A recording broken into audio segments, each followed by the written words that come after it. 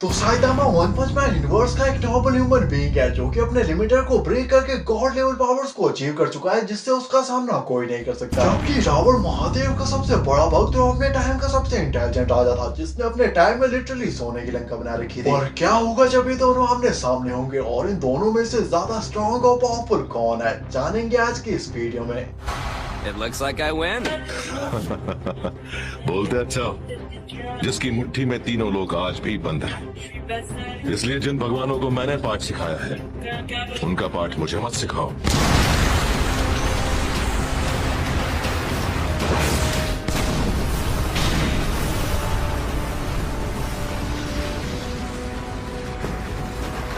Come on, I'm hungry. Time for lunch? मतिमंद, तूने रावण की शक्तियों को नहीं पहचाना।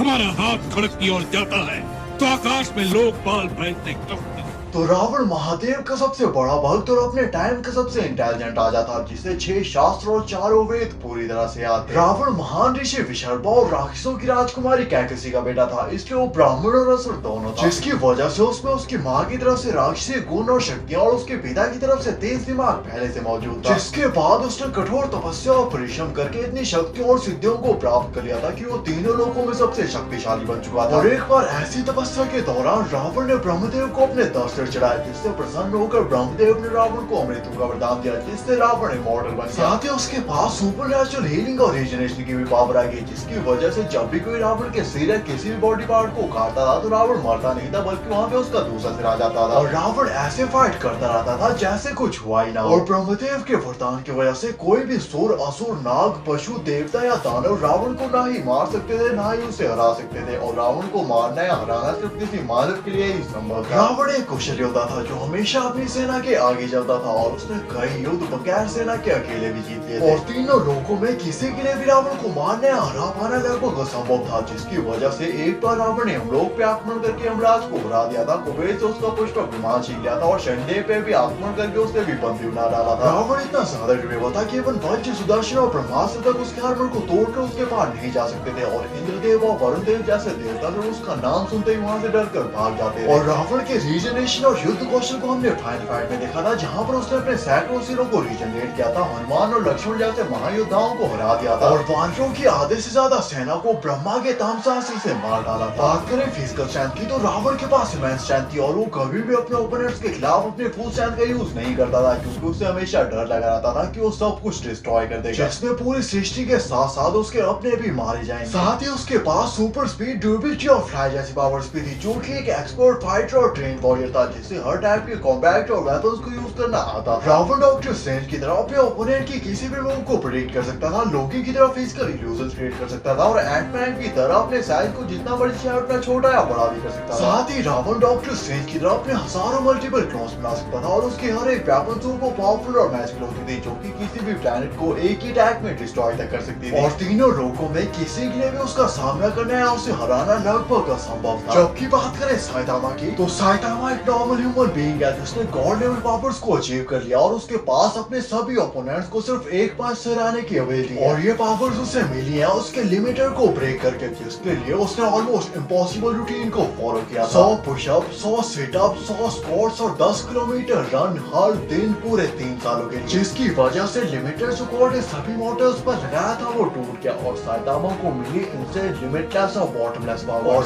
अब वो इन पावर्स के साथ किसी से भी कभी नहीं आ सकता था और सब कुछ नॉर्मली चल रहा था। पर यूनिवर्सेस और गैलेक्सीज के बीच में एक और ऐसा बीइंग था जो वीक ओपोनेंट से फाइट कर करके बोर हो चुका था और एक टफ चैलेंज की तलाश में था, जिसका नाम था बोरोस, जिसे सभी डोमिनेटर ऑफ द यूनिवर्सेस के नाम से जानते, जो कि अब अर्थ पर आ रहा था सिर्फ एक आदमी के लिए, one and only one punch man Saitama. और अब टाइम था ये जानने का कि इन दोनों और यूनिवर्स में स्ट्रॉन्गेस्ट बीइंग कौन है। बोरोस का कहना था कि साइतामा के पास इमेजरेबल स्ट्रेंथ है जिसकी कोई लिमिट नहीं है और साइतामा अब तक हर एक मॉन्स्टर को सिर्फ एक सिंगल पंच में मार चुका था। बट बोरोस अलग था। साइतामा ने बोरोस को पंच किया और ऐसा पहली बार हुआ जब साइतामा ने किसी को पंच किया और वो मरा नहीं, जिससे बोरोस का आर्मर टूट गया जो उसकी इंसेन और लिमिटलेस पावर्स को लिमिट में रख रहा था। बोरोस ने साइतामा को एक ही किक में मून पर पहुंचा दिया, पर साइतामा पूरी तरह से अनफेज था और वो एक ही जंप पे ऑलमोस्ट लाइट की स्पीड से वापस आ गया। बोरोस को लगा कि बहुत हुआ और अब इसे एंड करते हैं और साइतामा के दिमाग में भी यही था और बोरोस ने अपने सबसे पावरफुल अटैक को चार्ज करना शुरू किया।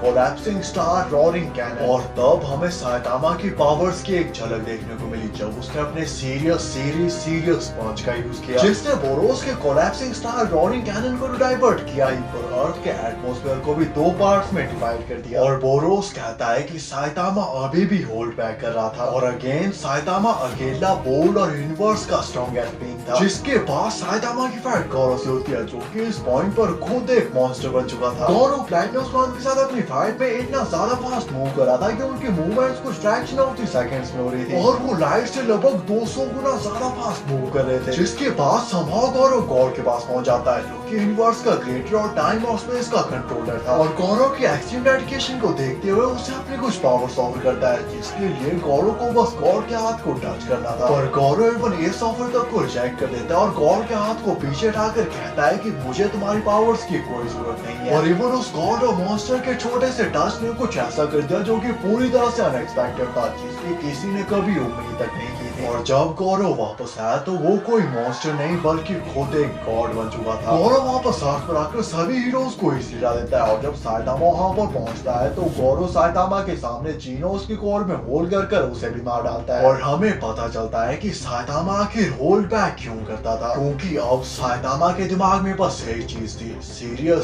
सीरियस पंच। और साइतामा गौरो पर अपने स्ट्रॉन्गेस्ट पंच से अटैक करता है, जिसके सिर्फ टच होते ही गौरो एग्जिस्टेंस तक से इरेज हो सकता था, जिसके बाद इन दोनों के बीच में एक बहुत लंबी फाइट चलती है और एंड में साइतामा गॉड गौरो तक उड़ा देता है, जिसमें साइतामा सिर्फ अपनी एक जीक से जुपिटर प्लेनेट तक को डिस्ट्रॉय कर चुका है। और गौरो साइतामा को कहता है कि अगर कोई बगैर गॉड के हाथ को टच किए गॉड की पावर्स को रिलीज कर सकता है तो वो सिर्फ तुम हो। और बात करें फाइट कंपैरिजन की तो रावण बहुत ही ज्यादा स्ट्रॉन्ग और पावरफुल है और किसी के लिए भी उसको मारना या हरा पाना लगभग असंभव है। और क्योंकि साइतामा एक नॉर्मल ह्यूमन बीइंग है इसलिए ब्रह्मदेव का वरदान भी रावण को नहीं बचा सकता और वो रावण को मार भी सकता है और उसे हरा भी सकता है। और शायद अगर वहाँ पे साइतामा होता तो भगवान विष्णु को श्री राम का अवतार लेकर धरती पर आने की जरूरत ही नहीं पड़ती। रावण की नाभि में अमृत था जिससे अपने किसी भी बॉडी पार्ट को कुछ ही सेकंड्स में दोबारा से रिजनरेट कर सकता था। पर साइतामा अपने एक ही सीरियस पंच से रावण उसकी नाभि और उसकी नाभि में मौजूद अमृत को मॉलिक्यूलर लेवल पे डिस्ट्रॉय कर सकता है। पर साइतामा भी स्ट्रॉन्ग और पावरफुल तो बहुत है पर वो इमॉर्टल नहीं है और रावण के पास बहुत सारे ऐसे दिव्यास्त्र हैं जो कि एक ही टाइम में साइतामा की जान ले सकते हैं। पर साइतामा की स्पीड की वजह से जब तक रावण अपने दिव्यास्त्र का यूज करेगा साइतामा उसे मार चुका होगा। इसलिए रियलिटी में तो नहीं पर किसी की इमेजिनेशन में साइतामा रावण को हरा सकता है क्योंकि किसी ने पेज में कुछ लिख दिया था जो रावण से ज्यादा स्ट्रॉन्ग था। और अगर साइतामा रियलिटी का कोई मानव होता तो उसे समझ आता कि रावण कौन है और क्या है। या शायद नहीं, तुम्हें क्या लगता है मैं सही हूँ या गलत? और नेक्स्ट वीडियो की टॉपिक बनाना चाहिए कमेंट करके जरूर बताना। अगर यहाँ तक देख लिया तो चैनल को सब्सक्राइब भी कर देना और वीडियो को लाइक भी कर देना। एम करते हैं 10 लाइक के लिए।